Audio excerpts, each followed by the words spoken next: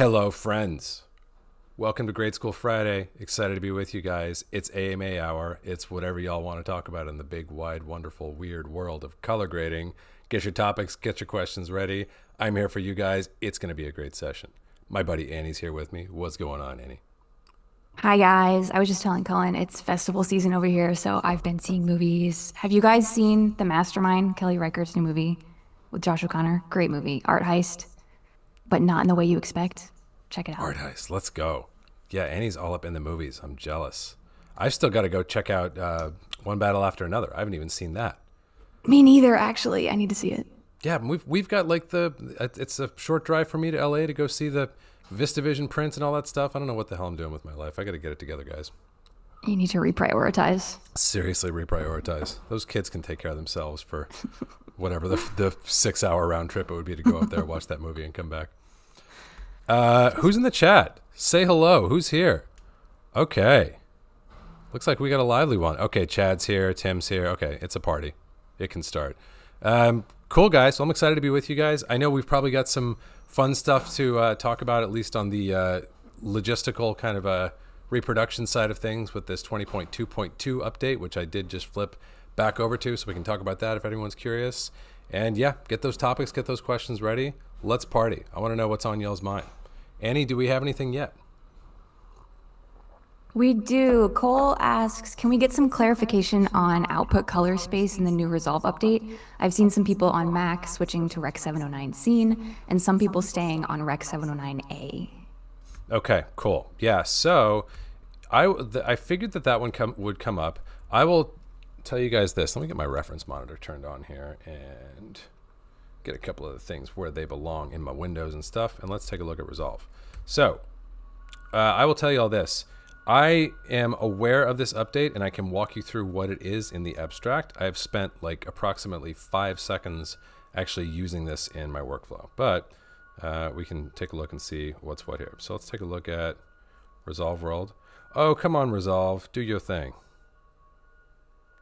Give me 1 minute here. Let's get Resolve so it's actually showing up for us.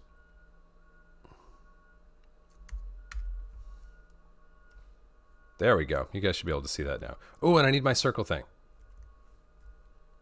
The gods are not with me. I played golf earlier this week, and there's a cheesy dad joke that happens on a golf course that when you hit a shot and it does a weird thing, you get what they call a members bounce, meaning you're like, oh, that worked out great. Or if you get a really cruel twist of fate, then the joke is that you're not current on your members dues, which is clearly the case for me today. I'm somehow behind on my members dues. But let's see if we can bounce back here. Come on, mask. There we go. Okay, it's all happening. All right, so let's talk about this whole new Rec 709 scene thing that has happened in Resolve 20.2.2. So I'm going to try to make quick work of a fairly complex topic. So here's the rub, guys. What people have complained about since the dawn of time, since color grading is maybe not the dawn of time, but for a while, the issue has been what you see if you're just grading on your monitor. You don't have a reference monitor, you're just grading on your GUI monitor here inside of Resolve. What you see here ends up not matching when you export it and you open it up in QuickTime Player, which drives people understandably nuts. So the previous solution to that within Resolve land has been to set your output color space. There's different ways that you can set up your color management, but essentially to set your output color space tag, which is what it's going to do in this context because my color management is actually happening here. So right now, this is just going to be a tag that gets embedded into my output when I render this out. It would be to set it actually not to Rec 709 Scene, but to Rec 709A, okay? So the theory here is that if you set this as your output, you will get a match when you are looking at your exported file in QuickTime. And you can see this actually did change what I'm seeing here because I have my other preference enabled here that we're going to talk about in a second. Here in my general preferences, DaVinci Resolve preferences, general, use Mac display color profiles for viewers. There's also this new little checkbox, which is what we're going to cover in just a second here. But basically, because I have this turned on, let's even just ignore this for a minute. Like this isn't going to change anything right now. So let's just say we're in, like previous to Resolve 20.2.2 land. What I'm going to get right now is an image here in my viewer that however I grade it, it's going to look the same when I open it up in QuickTime Player and thus remedy that problem. Now, there's a bigger conversation to be had here that I'll kind of put a pin in for now, but I'll just point out off the bat that like by doing this, by changing this rendering, because again, just going back here, Rec 709A is what I'm set to now. It's my solve. Rec 709A, by the way, is not a display standard. It's just a kind of a hack or a fix. If I set this to an actual display standard here, you can see my image is going to change, right? This image that I'm looking at right now, this matches my calibrated reference monitor that I'm looking at here on my right. When I change this to Rec 709A, it changes the image, and that's no longer true. This does not match my reference monitor, but it does match QuickTime. So can you guys see how this starts to get multifaceted, and it's not just about finding the right configuration of switches to flip so that things do what you want? Because we're trying to get things to look correct and as we saw them everywhere, not just in QuickTime, not just in one place or another, right? So it's a complex topic, but this is the basic pre-Resolve 20.2.2 prescription for getting QuickTime to match what you see in Resolve. You set your output color space tag to Rec 709A. Hope that all makes sense. Hope you guys are with me so far. What has changed in 20.2.2 is if I go again into my Resolve preferences here, and I look at my general section here, I've already got use Mac display color profiles for viewers turned on. That simply means that macOS is going to pay attention to that tag that we just set of what's currently Rec 709A. It just means that macOS is going to pay attention to that and try to manage the image out all the way to the display. So that tag will have an effect even within Resolve. But what this new checkbox does is it says, viewers match QuickTime Player when using Rec 709 scene. Well, that's confusing. What in the heck does that mean? It's pretty simple. Like if I check this right now, actually nothing's going to change because everything that I just said, that solution still works fine in Resolve 20.2.2. So if you're already doing that and it works for you and you're like, I don't want to be bothered to learn something new or trust something new, you don't have to. Like you can keep using Rec 709A. I don't imagine Blackmagic is going to deprecate it anytime soon. Excuse me. I don't imagine they're going to deprecate it anytime soon, even though it arguably should have never been created. But now that it's out there, I doubt it's going to go anywhere. However, what this allows you to do is when I say viewers match QuickTime Player when using Rec 709 scene, is now I can set my output color space to Rec 709 scene. Like so. And now this should yield no change. Yeah, so it's going to be the same thing. So that's basically the long and short of it is the prescription is Rec 709A is no longer necessary, and you can tag and or output if you want. I would say just tag as opposed to outputting. You can tag Rec 709 scene, and now what you see in Resolve will match what you see in QuickTime when you open it up. I hope that makes tidy work of a fairly complex topic and gives a little bit of clarity on what's changed and why it's changed and how we actually would use these new features to get the output or the outcome that we're looking for. Okay, when adjusting contrast, do you use primaries contrast on normal node, a node set to luminosity composite node, or do you use HDR contrast? What would make you choose between one or another? Yeah, this is a great question. And, like what we talked about in this week's video and, the things that you're raising in that question are things that I've thought about and kind of moved around and played with a lot over the last year. But let's kind of chop that up. So right now I'm working in this timeline of, should be DaVinci material, I think, right? Yeah. So let's actually get this stuff. I'm going to manage some of this log C footage so it's actually feeding in properly. Like so.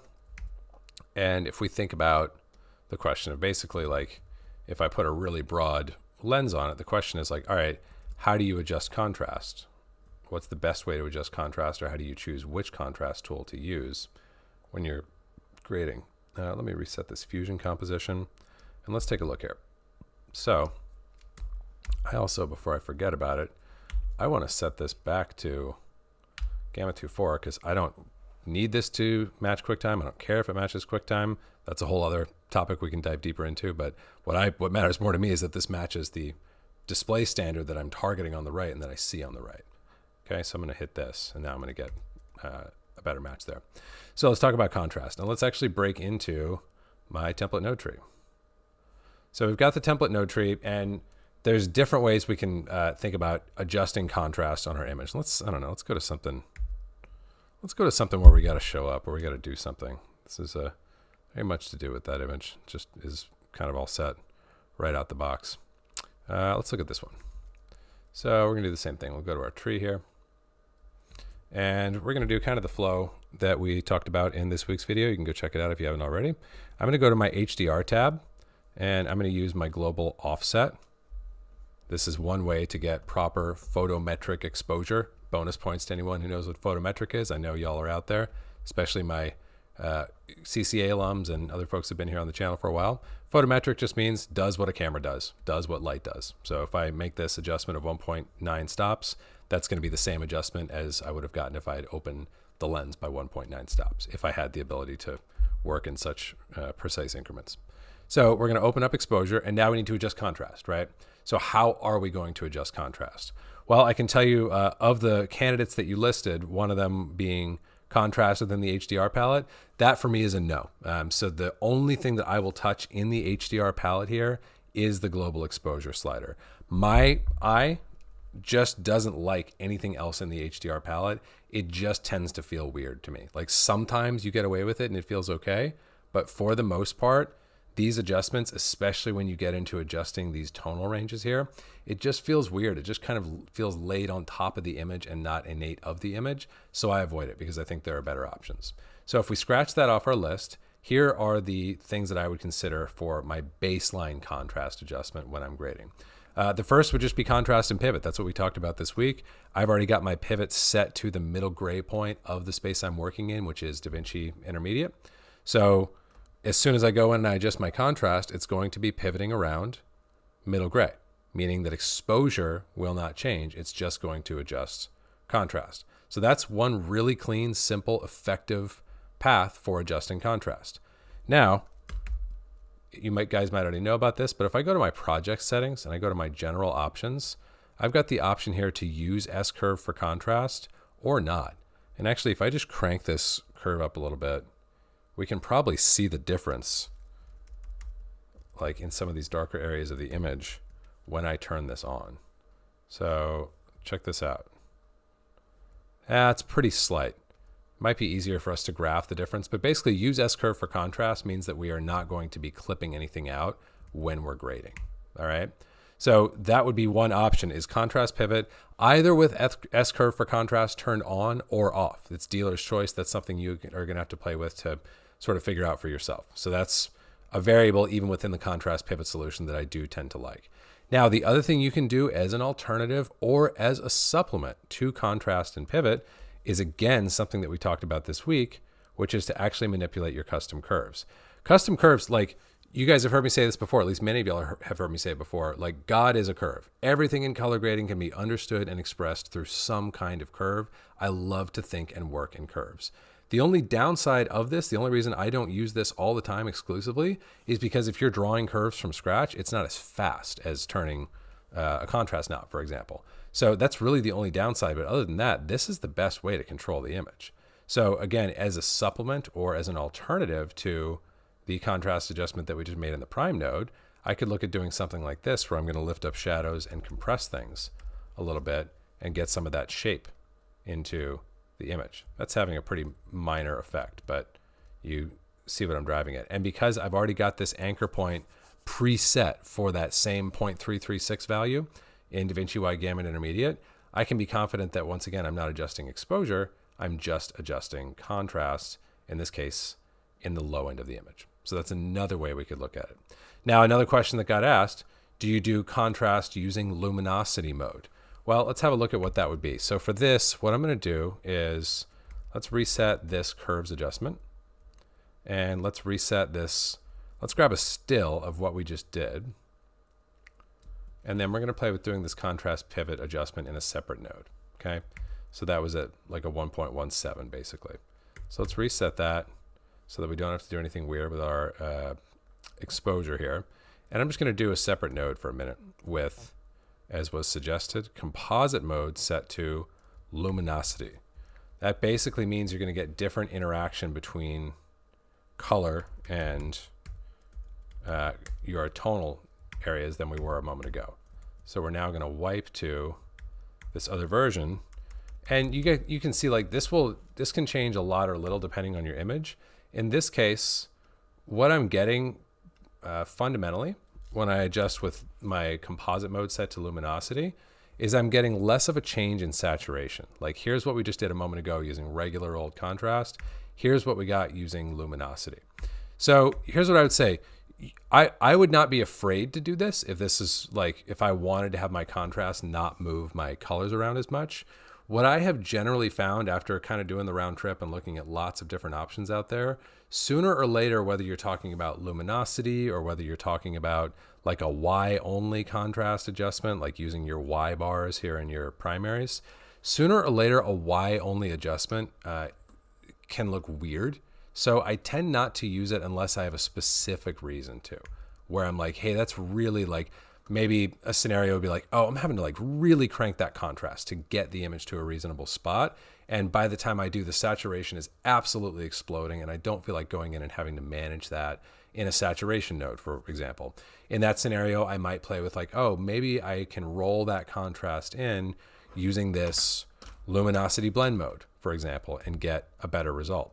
But in general, I like for contrast to like just do its thing, and I like to operate directly on RGB and let the like effects be what they're going to be. I generally find it to be something that is actually pretty pleasing, even if I need to go then into like my saturation node and maybe just trim off a little bit after the fact. But most of the time I don't even find that necessary. I just like find that it works nicely to let the contrast go ahead and alter hue and saturation, just because that's kind of the nature of the way RGB image manipulation works. So that would be kind of a roundup of some of the basic options for adjusting contrast in an exposure preserving way, just with the variable being like, okay, how am I going to attempt to preserve saturation and hue, or am I not going to try to do that at all? Which again, like just to put a cap or an extra emphasis on the idea, like let's look at this image is going to be a really good one for exemplifying it. If I just go in here and I crank my contrast, like look at the vector scope, stuff's going to change. Like not even just saturation, like hue is going to change. The question is whether that's a problem or whether that bothers you or whether it actually works just fine for what you're trying to achieve. Hope that helps. Okay, Ryan asks, what was the most recent big eureka moment you had recently in color grading, or a wow moment when something finally clicked? Oh, that's a fun question. I'll share this one with you guys. I talked about this. Someone asked me a similar question yesterday, and I'll give you all the same answer I gave then. So right now, am I still under Genesis? Yeah. So I'm grading under Genesis. Any Genesis users in the house? Let me know in the chat. Anybody had the chance to try Genesis? Love it? Hate it? Let me know in the chat. I genuinely want to know. It's really cool for me to hear how you guys are enjoying this tool after I've spent so much time with it. And I know how I like it, and I know how I use it, but it's really cool to hear how you guys are using it, how it's working for you, all that kind of stuff. So Genesis is a good tool for us to be using right now because it has this elevated black point. See how black, even the deepest, darkest shadows, if I run deep, dark, true black, zero black through Genesis, I'm not going to get zero black back out. I really like that. That's what you could call a printy or a smoky black. I feel like it adds just a little bit of shape and a feeling of depth even to the darkest parts of the image. So I really like that. I've liked that for a long time. It's something that long before I had Genesis that I was rolling into my looks on my own using contour or whatever else I was using at the time. I really like that. I would say one of the like kind of eureka moments that I run into is like, I'll show you guys an example of something I did recently with Genesis on this movie that we just finished. We're like, all right, we really want to crank up the split tone in this movie. So let's look at something where it's going to be really easy for us to see what I'm talking about. Like we really want to exaggerate the split tone. So if, for my Genesis users in the house, or for anyone who's played around with it, you might already know one way to do that within the Genesis system is to take the neutral neg curves and increase.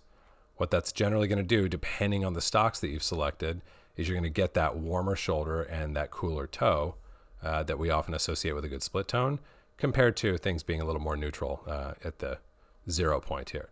And there's a reason why this is kind of counterintuitive, because this, even though this is neutral, what's funny is increasing the neutral slider actually makes things less neutral. And there's a good reason for that. It's actually not an oversight. We can talk more about that if anyone's interested.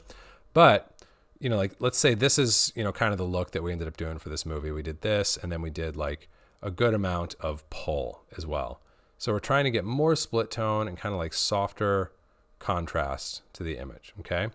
And the movie that I'm talking about, there was a bunch of night work in it. So like, let's find something nightish. Like this will probably do a nice job for it. So here's the eureka moment that I'm finding my way to. Like I said, I've known that I like these kind of like slightly lifted blacks for a long time. And it's a really nice like flavor to add to the image. But the thing that I've really enjoyed playing around with in the last couple months here is what I call grading into that. So what's going to happen right now is this is a well-behaved curve. It's a nice curve, but it's still just going to kind of karate chop stuff that is at that level or below in terms of its black point. So what I love to do is grade into that. So like if we look at a shot like this where there's a good amount of image that's at or below that point, what I'll do here is, even though that black point is already being shaped by the look, I'll go even further with it here. I'm not necessarily trying to drive the black point up. I'm trying to create more depth down in that area. I'm trying to basically shape the black point of the image to where it's already dying above where Genesis is going to kill it. Not because Genesis is doing anything wrong or like giving up too quickly, but just because if we want to push an image through that system, it's just going to create that much more kind of like softness and richness in the low end of the image. If I double down, I mean, this kind of goes to something we talked about. Anybody do the last round of CCA with me? Let me know in the chat. Any of my CCAers, I know I've already got a couple of CCAers in the house, but especially anyone who did the last round, you might have heard me talk about this idea of piggybacking, which is really similar, where we like, all right, I've driven this look as far as I can go, and now I need to really push it further as each individual shot will allow me to, as I'm grading shot by shot. So you're piggybacking things you like the look doing with whatever the shot will actually let you go even further with, that you couldn't have gone further with in the look. This is a similar idea. It's like, all right, I'm going to take this and make my grade sort of feed into or piggyback onto something that I'm trying to achieve in the look. Again, I'm not necessarily saying like, oh, I want to finish the shaping of my, like I want to create the black point or boost the black point even higher up in the grade. Like if I'm doing that, I know I've kind of gone too far. What I'm trying to do is really feed what I'm like, is really shape what I'm feeding into that black point. And this is like a total torture test for a YouTube live, compressed stream. But like this little change that I'm making right here, that's probably even easier to spot in the histogram than it is to spot in the scopes, is what I'm talking about. And it's something that I just feel like has lots and lots of value as I'm going through passive, like just really shaping and softening those shadows into whatever the black point is that I'm getting from my look, whether that's Genesis or Contour plus 24.99 or whatever it might be. So that's at least one that comes to mind. Okay, this is something you and I were talking about. I don't think it was on a live stream though. So the question is it okay to do a hue rotate sandwich and to make adjustments in between? Oh yeah. Was that you and me? Were we talking? I feel like we would have been talking about that with some of our community members, like in the Discord. Yeah. I don't remember. Yeah. So is it okay to do a hue rotate sandwich and to do what in between? To make adjustments in between. Okay, to make adjustments in between. I mean, like short answer, yes. But since we're asking the question, let's actually explore the possibilities there and like when and why we might want to do that. So this is like slowly firing the synapses of my poor dad brain. I remember this conversation now, at least one version of the conversation where we were looking at doing a hue rotate where you might go something like this. Like if we do let's take our greens and let's say we want to, or let's even better, let's take our yellows and say we're going to rotate our yellows, I don't know, like 25 degrees. And then if we go back this way,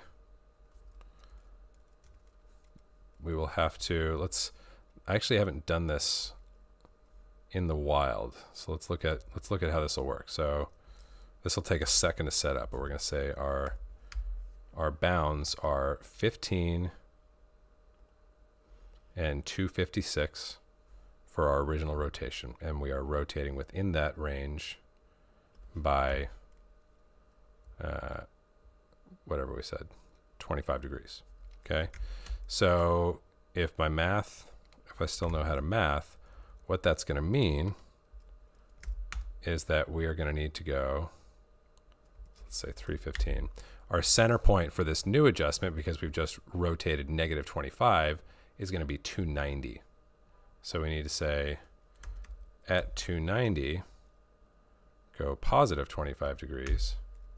And then we're going to want to go, what is the actual width on these? I never actually have checked on that. So that was what did we say? 256 and 15. Okay. So that's 104, 119. Okay, so we're going to say it's 119. I would have expected more like 120, but okay. So we're going to say that's 120 degrees wide. So we want 60 on each side. So over here, we've got 290. So on the left, we're going to be at our goalpost is what I'm building right now. That's going to be 230. And then we want to make sure we're not actually rotating anything there.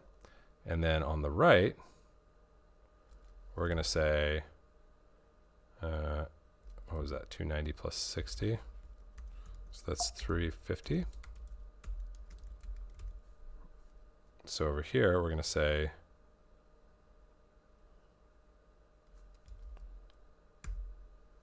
350, like so. And then over here, let me just double check myself. So it's, yep, cool. So if we're doing this right, we should be getting back kind of where we started. But we're not getting anywhere even close. So I'm clearly doing something dumb, something wrong. So the first question is the hue rotate sandwich. I mean, I'm way overcomplicating this, I guess. Like the silly or much simpler way to do it would be to hue rotate everything. So if we go like, let's just say we go 35 here, and then we're going to go to 65 there. That should get us back to, let's see. Oh, do I still have this active? Yeah, there we go. Let's turn that off. So we got 35 and then 65. Okay. So does everybody see what I stumbled my way into there? So we're starting at 50, and then we pull our hue from 50 down to 35. So that's minus 15. And then on the other side of the sandwich that we're making, I made a sun butter and raspberry jelly sandwich for my daughter this morning. You can only send sun butter to school these days. You can't send any nut butters, which is a shame because I'm a peanut butter aficionado, as you guys know, and I actually can't stand sun butter. Let me know, everyone, what's your take? Sun butter? You guys a fan? Annie, do you like sun butter? I have actually grown to prefer sun butter over peanut butter. Oh, you're fired. we can't be friends anymore. We had a good run. It's over. Okay, bye. Okay, bye. And now I have to host by myself. I'm instantly regretting this decision, guys. Annie, come back. Okay, so let's actually play around with the middle of our hue rotate sandwich now. So like, I don't know, it depends on what you're trying to do. Like, this isn't something that I've spent a ton of time playing around with, but like, if we look at, doing a balance type thing, if we just start with getting everybody up to speed on what we're doing here, we are performing some kind of operation within this sandwich in such a way that even though if I turn this off, if I just look at the bread on the sandwich, If I take the either piece of both pieces of bread away, nothing changes. But if I do something in between and I flip the bookends of the sandwich pieces off and on the outside, that will change what the operation is here. Does that make sense? So that would be the benefit of it. So like, is it okay? Absolutely. Like this is a very tidy, like very simple operation that I was way overcomplicating by trying to get into the curves with it. But this is very simple. So yeah, it's just about what benefit do you see within this space, if any, if that makes sense. Like I said, I guess I haven't spent enough time to necessarily find one, but I don't doubt that there could be. You know, if you want to get like, I don't know, if you wanted to play with your, like boosting your green, I don't know, like boost your green saturation in your, I mean, I guess like in things like your color slice, you could actually just change your hue targets within here. So that might be a little bit easier. Like you could change your center of your, what green means, and that would be a bit of a simpler way to go about it. So I can't think of it like a particularly compelling use case at the moment, but I'm sure you have one, or at least you likely have one. And if the simple question is, can I do this? Then I would say, yeah, absolutely. Okay, looking back, what was the biggest business mistake you made as a colorist, and what did you learn from it?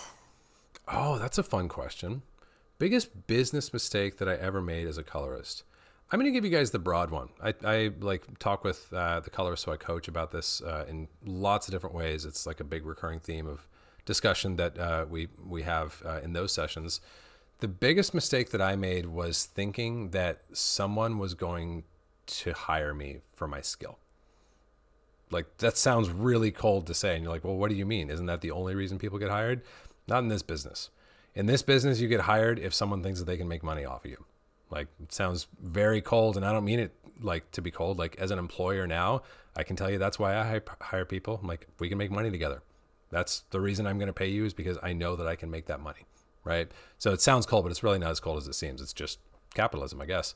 But that was the biggest mistake that I made early in my career, was investing in my craft and thinking anything was going to come of it other than me having the confidence and the feel good of mastering a difficult thing that I really wanted to own and being able to show up the way I wanted to for my clients. That's why we get good at color grading. It is not for hireability.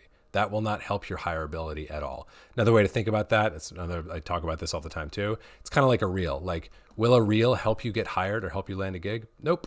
Will your color grading skill help you get hired or help you land a gig? Nope.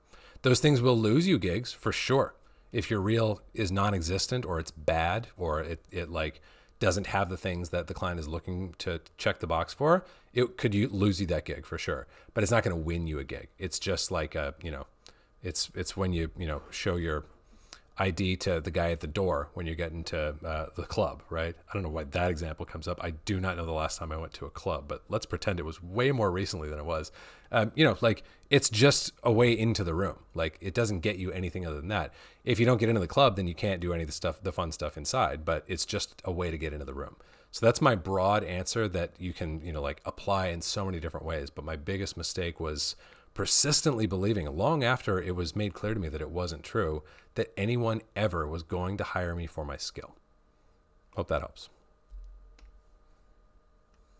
Okay, question from Jim. If the photography middle gray is incorrect, shouldn't we be using a different pivot as the middle gray is, shouldn't we be using a different pivot as the middle gray is being mapped incorrectly? Oh, this is a juicy question. We've opened the door into the vortex. Yeah, great question, Jim. So here's the thing. Like, I don't know if this is exactly where you're coming from with this question, but I think it probably is. The way that I think about this is that middle gray, as much as it's like middle gray is one of my absolute favorite topics in image science. I love it. I think there's so much that we can learn and incorporate into our practice. There's so many ways it can support our creative practice. But middle gray is a complete arbitrary point. Middle gray is like 18% reflectance, right? That value goes like all the way back to like newspapers. It's just made up. It could be 18%, it could be 16%, it could be 21%. It just represents average reflectance of a well-exposed subject in a frame. It's a complete like arbitrary pinpoint. So what Jim is asking is like, if I don't like the idea of, if I don't think that that anchors me particularly well, and this is where stuff gets complicated, but like, let's fix some variables and ask this question and look at what it might look like to pin a different middle grade point. Let's just say, for example, I'm going to stay right here on Isabella because it's a pretty good simple example. Let's just say our pipeline is fixed right now. We're going to stay here with Genesis. And where things plot on display, like where middle gray or whatever point we're about to talk about, where it plots on the display, we're going to treat that as locked right now. This is like our film print that we're just treating as the way that we're going to get out towards display one way or the other. So let's think about it this way. Let's look at in grading space before we get out to display. Let's actually look at the reflectance of Isabella here. Now, like, there's so many variables. Like I said, like, not all people, not all subjects have the same reflectance level, like by a long shot. So even saying everything should match a particular reflectance level is kind of a hopeless generalization. I wouldn't say a hopeless generalization, but it's a very broad one. But like, let's look at what happens. Like, what is our level look like here on Isabella? Now, there's something that is very easy to get mixed up about with what I'm about to look at here. So what I've just done is I've put a power window on her forehead and I've put it into highlight mode so that I can see here on the histogram, where does it plot? Now, I can't tell you how many times I've made this dumb mistake, but it's so easy to make. These big eye-grabbing teeth right here, right at 50, that's not this. That is all the gray surrounding the image. And I can't tell you how many times I've confused one for the other. What I'm looking for are these little tiny bumps here, here, and here in red, green, and blue. And they're not the same in red, green, and blue. This is something else that can be handy for things like this. Let's actually look at a Y channel so we can see, roughly speaking, if I had to peg, like, where is the tippy top peak of this Y channel on this image? Interestingly, it's right around where we would expect. It's at about 36%. So it's a little bit hot. And remember, we're in a log space. So what we would expect would be 33%. That's where 18% gray plots in this grading space. Okay. But let's say we don't like that. And let's just say we want to use, I don't know, like, let's go with 16%, which, by the way, there's actually some like a lot of like old Kodak literature actually prescribes. By the time you look at the angle that they're prescribing you photograph a mid-gray card at, it becomes more like 16 than 18. I think in some cases the card may actually even be a lower reflectance, like a 15 or a 16. Someone can check me on that if there's any smart cookies in the room who know for sure. But I want to pull something up here. I'm going to pull up my interactive version of my mid-gray cheat sheet because it's going to help us to figure out what we need to know here. Middle gray encodings. Let's see here.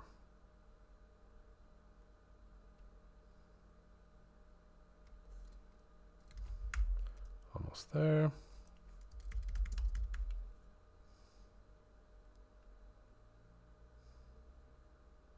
Okay, cool. So check this out. Right now, I've selected my gray point. Oh, funny enough, apparently the last time I had this spreadsheet up. Oh, by the way, can you guys see you probably can't see my my browser, can you, Annie?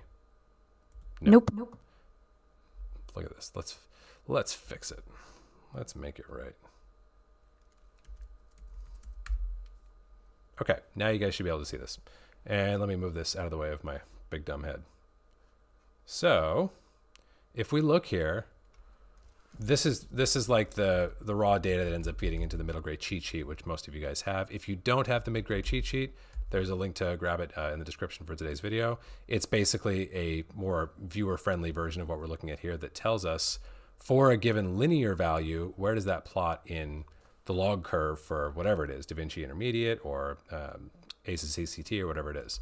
So normally that 0.336 value that we were talking about a moment ago, that's what I get when I run 0.18 into DaVinci Intermediate. Let me make this a little bit bigger for you guys.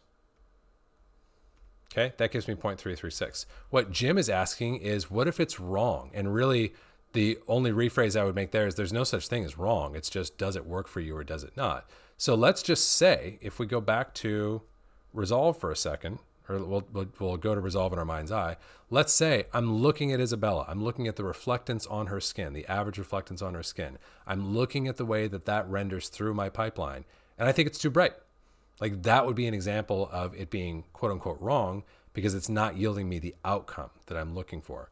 So what would it look like to anchor my contrast around a different exposure point? Let's say we want to do 16%, which is where this was before. Well, if I run 0.16 through this and I look at the value here, that's a 0.324.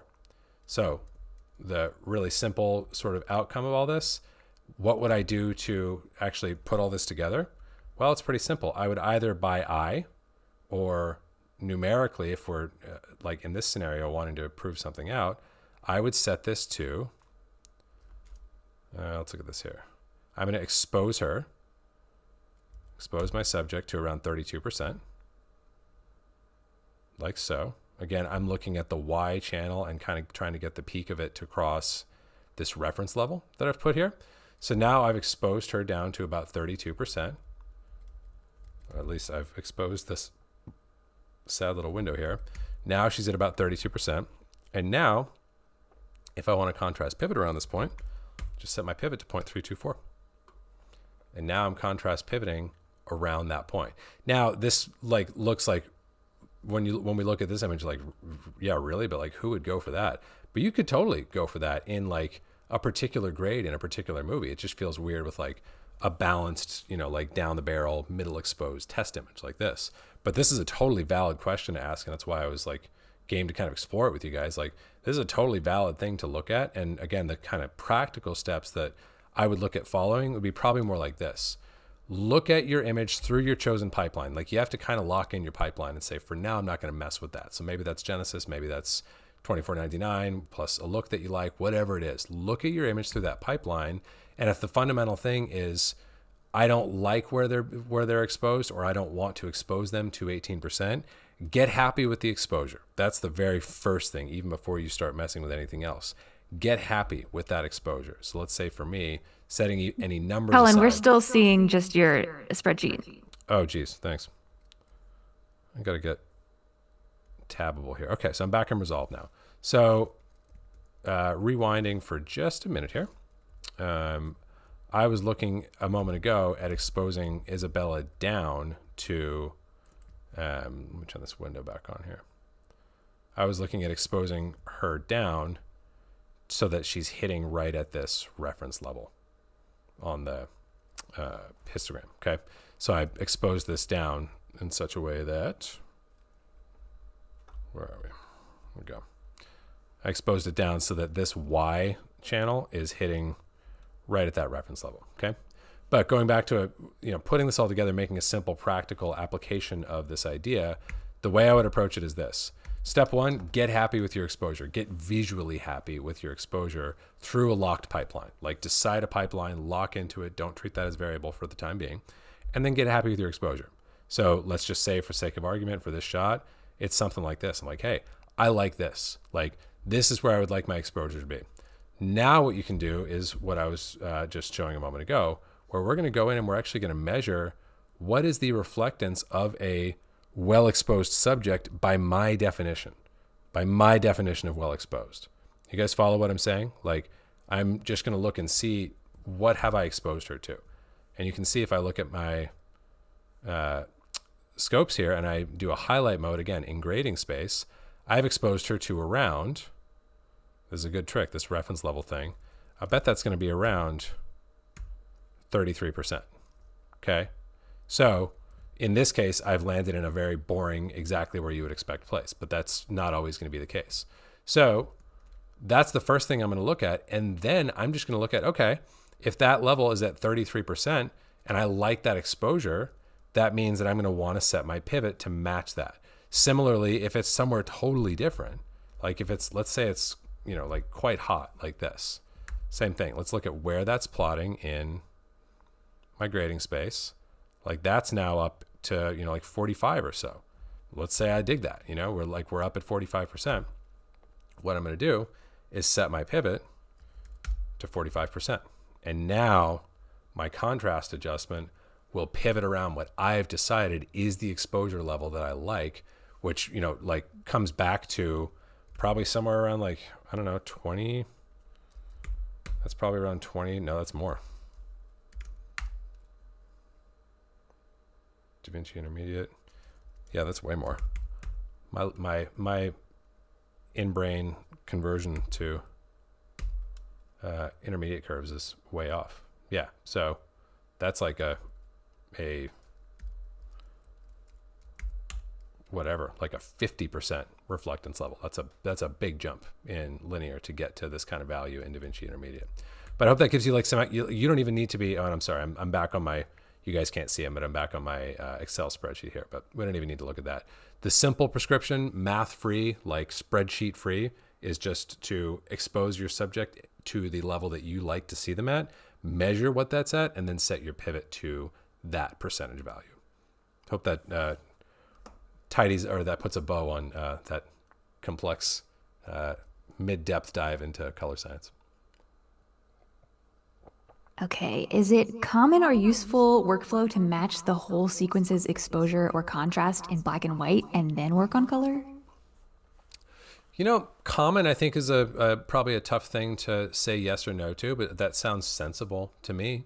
I think it's something that I almost feel like over time, like your eye kind of naturally learns to do. It's like the opposite of, all those great black and white cinematographers of, like the 30s and 40s and 50s and like that whole time period. They kind of learned to see in black and white so that they could make sure they were getting things separated, and they're like really like lighting in such a way that they get the effect they need without the benefit of any color.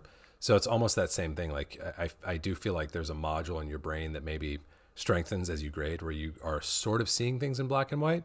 That was, of course, the implicit theme of this week's video, is that we want to focus ourselves primarily on our very first node, where all we're messing with is tonality, and we're not thinking about balance or color really at all. So I don't know if it's common, but I think that's perfectly sensible. And I think it may even help you to cultivate that muscle of being able to really just see an image for its tonality when you look at it, and be able to sort of cast aside the color concerns until you've got that tonality dialed into a place where you want it to be. That's a cool idea.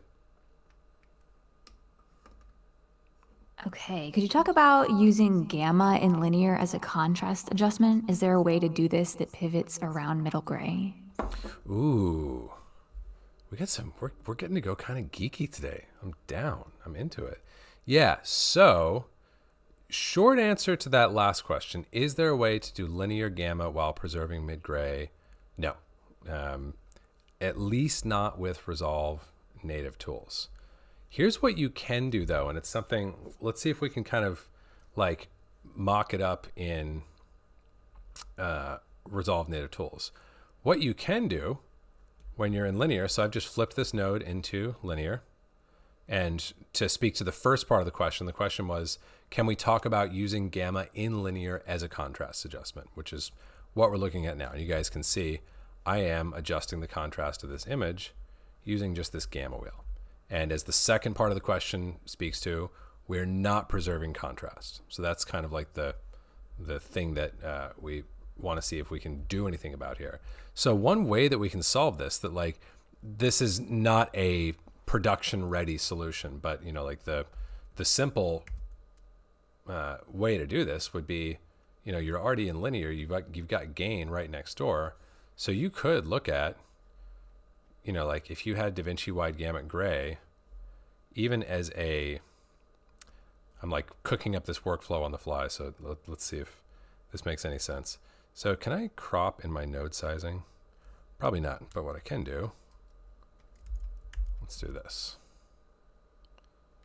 So I'm just going to do a layer mixer here, and I'm going to comp DaVinci wide gamut gray on top of the image in a little window. Like I said, I don't expect that I'm like necessarily on the fly cooking up like a usable workflow, but this is a way of doing the thing we're talking about. So I've just got this patch of middle gray kind of shooting through my image here. And if I turn my, well, let's do this. Let's look at it like so. I'm going to turn this window off for a second. And let's also turn this reference level off in our histogram. And let's go back to regular RGB. One fewer thing to look at. So you can see like I've got my middle gray living around here. Now Genesis is biasing that gray so that it's not perfectly neutral, which is intended behavior, but that's kind of what's happening with it right now. So let's actually, for the sake of the example, actually, let's use a different, let's just use a kind of digital pipeline. We'll just go 2499 plus contour.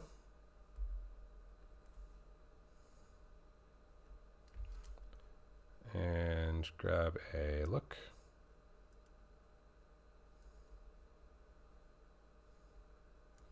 Okay, so we got a little look in place now. So now my mid-gray is living right here at about 30% by the time it gets out to display, right? If I turn this window back on, I can eyeball that part of the frame while I'm making this adjustment. So you can see if I just adjust gamma, that tooth that's moving right now, that's my middle gray. But if I start working my gain against it, I am doing a form of exposure preserving contrast now. So we were, actually I'm lying about that. That's not nearly enough. Let me reset that and we can try it again from 0. So we're going to go gamma linear. And we're going to look at taking that gamma down and compensating with our gain, like so. What's funny is there actually is a way, like one of the reasons this occurred to me is like there is a way to do this automatically to say, hey, give me a gain value that automatically compensates for the exposure change that the gamma is making. I do have a little prototype tool that I've been playing around with this, so it's an interesting topic, but like this is one way you could do this. I mean, for this matter, this would be a way of like, if you felt like it was somewhat serviceable for you, and you could do it. Like, what if this, let's grab a still here.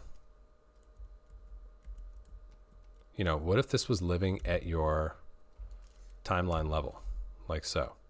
So you've just got kind of riding at the bottom of all of your images. You've got a reference point for middle gray. I'm going to wipe this out here.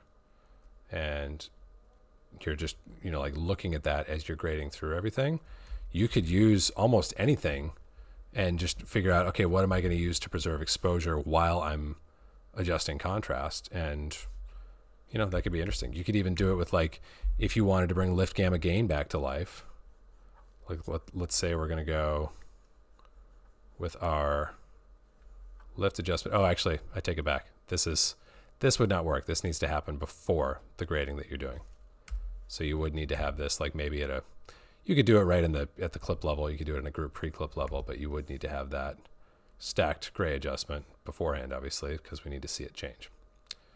So just rounding out the conversation, we have our linear gamma using linear gain to compensate for any exposure change. But you could even do it here of like, all right, so I want to do a lift adjustment, but I want to make sure that my gain isn't, or that my exposure isn't changing. Let's just set that reference level back like we had before. So we should be at 33. So we should be right on, or we'll actually need to look at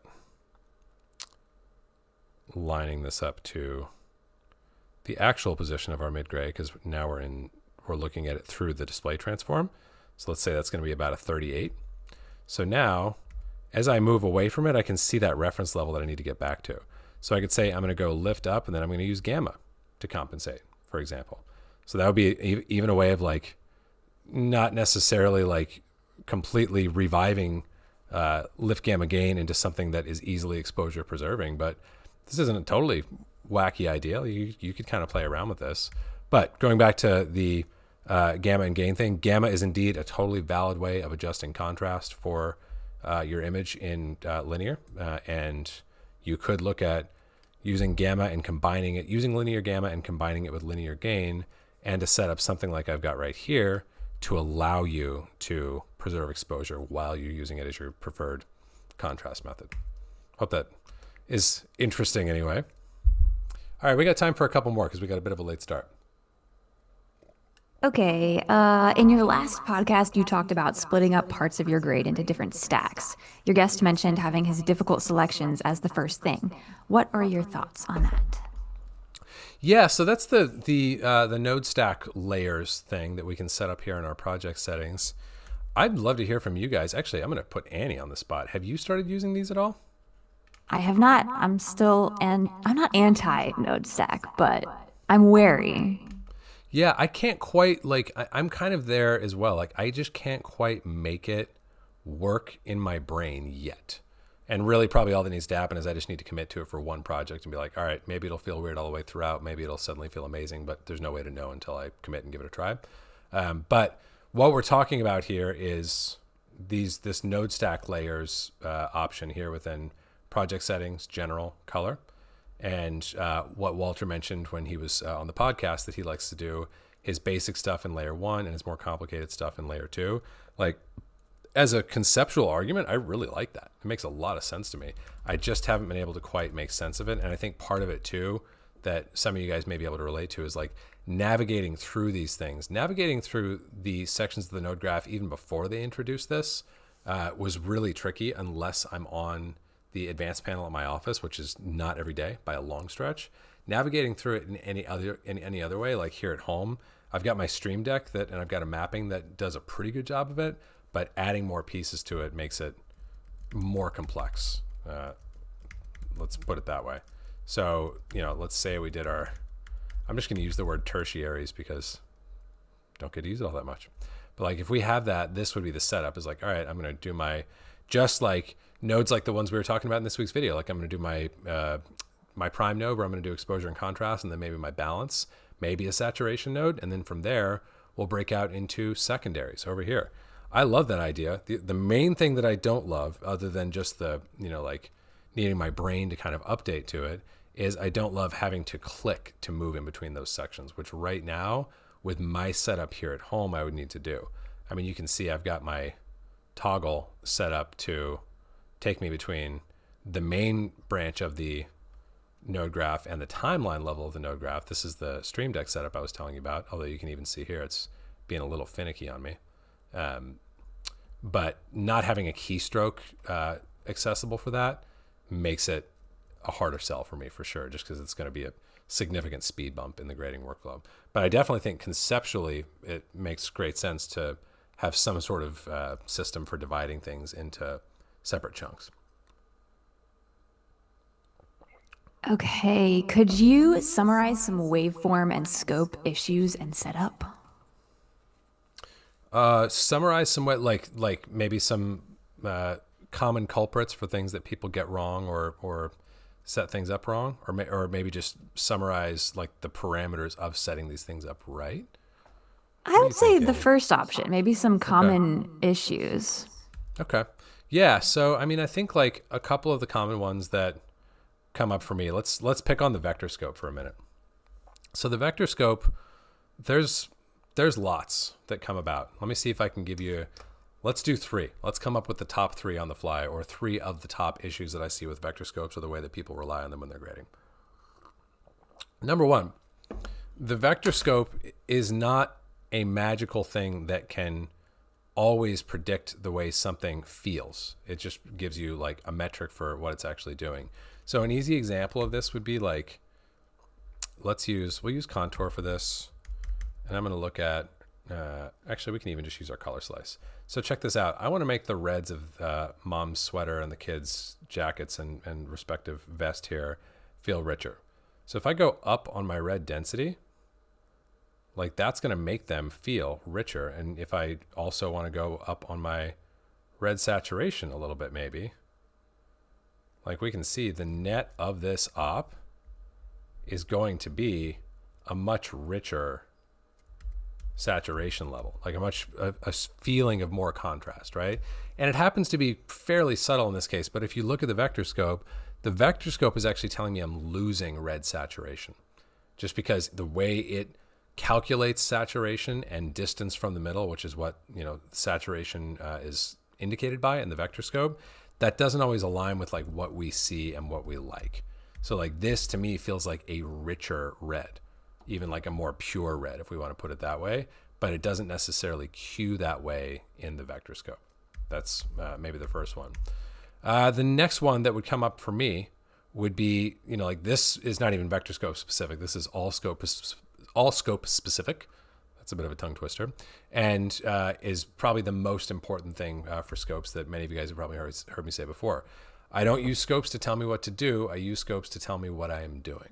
So the other big mistake that I see is we go from being illiterate about scopes and we learn to read them, and then we can't unlearn them, right? All we can see is what the scopes are telling us, and all we can like hear in our heads is the warnings we've been given by people to like make sure that your like skin tone always hits the skin tone line, or make sure that your shadows never touch zero, or make sure that red, green, and blue all touch zero so that you have neutral shadows, or that your highlights always touch at the same point so that you have neutral highlights. Like all these rules that aren't really right or wrong, they're just made up stuff that someone said, right? They're like, if we look at it from purely a value perspective of like, what does that do for the image?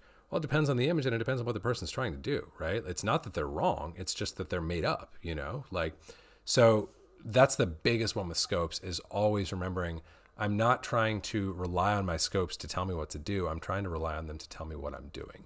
So that if, for example, like I'm looking at this shot and I'm going to have my balance do a linear gamma node here. So if I'm looking at this shot and I'm going like, gosh, she feels like a little kind of like rosy bordering on pinky. Is that real? That would be a great instance or a great scenario for using my scopes. So I'm going to do similar to what we just did a minute ago on Isabella and sample her skin in display space and look at where it's plotting on the scopes. So the scopes don't tell me, I'm not looking at the scopes and proactively going like, okay, scopes, tell me if I'm doing the right thing or if I need to do something else. I'm going, hey, something's visually bugging me.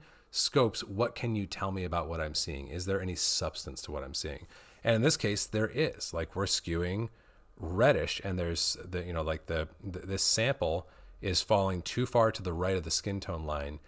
Generally speaking, for my taste, at least it is somewhat of a confirmation that like, no, you're not crazy, dude. There's a little bit of a bias pulling toward this, red magenta area here. You're not crazy. That's a real thing that you're seeing there. At which point I might choose to say like, all right, let's fix it like that. And then I could even go in and resample if I wanted to. And it just so happens that that's hitting the skin tone line. Again, like this is a specific like rule of thumb we can look at, that I am not obligated to always make skin tone hit the skin tone line at all. Like I don't have to do what the scopes say, but the scopes can tell me what I'm doing, and that can often be really helpful. And then let's round it out with like maybe a third one of like what scopes can do. I'm going to show you guys an example of something that happens to be part of my look development plugin Contour, and in fact it's even like a beta feature that we haven't released yet, though it's coming out really soon if any of my Contour peeps are in the room. But I'm going to show it to you just for the sake of exemplifying something that the scopes a way that the scopes fall short. So I want you to check this out. Like I'm first of all like just very excited about this feature, but like check this out. Let's go. I'm going to reset this and then turn it on. Like that's doing a definite thing to the image, right? Like it's really shaping the low end of the image. But what can I learn about this from the scopes? Like the histogram isn't telling me anything. It's just like a slightly different looking shape in the bottom end.